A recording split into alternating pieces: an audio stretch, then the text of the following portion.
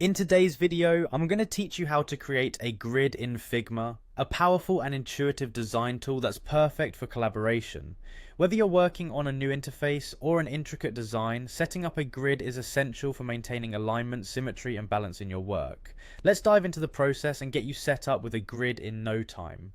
First, head over to the Figma website. If you already have the Figma app installed, you can open that instead.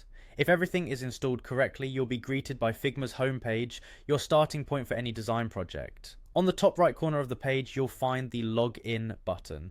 Click on it to access your Figma account. For this tutorial, I'll assume you already have an account, but if you don't, you can quickly sign up from the homepage. After logging in, you'll be taken to your home workspace within Figma, where you can see all your recent files and projects. This is a great spot to manage and share your design files.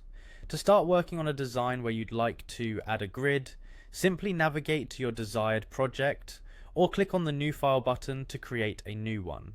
Once you're inside your project, the next step is to establish a frame. Frames in Figma act as your canvas or container, which can be resized, adjusted, and set to any parameters you need for your design. Click the frame tool on the top toolbar, or use the shortcut key F on your keyboard. Click and drag to draw out the frame in your workspace, or choose from preset sizes available on the right panel. With your frame ready, it's time to focus on activating a layout grid. Your layout grid is crucial for ensuring consistent spacing and alignment throughout your design. Highlight your selected frame. You'll notice the properties panel on the right side of the screen. You're looking for the section labeled Layout, where you'll see an option titled Layout Grid. Click on it to reveal more options. Now you'll want to click on Grid to add a grid to your frame. By default, Figma will add a simple grid overlay to your selected frame. You have the flexibility to customize this grid to fit your design needs. You can adjust the size of the grid squares, change their color for better visibility against your design, or even add multiple grid types for more complex layouts.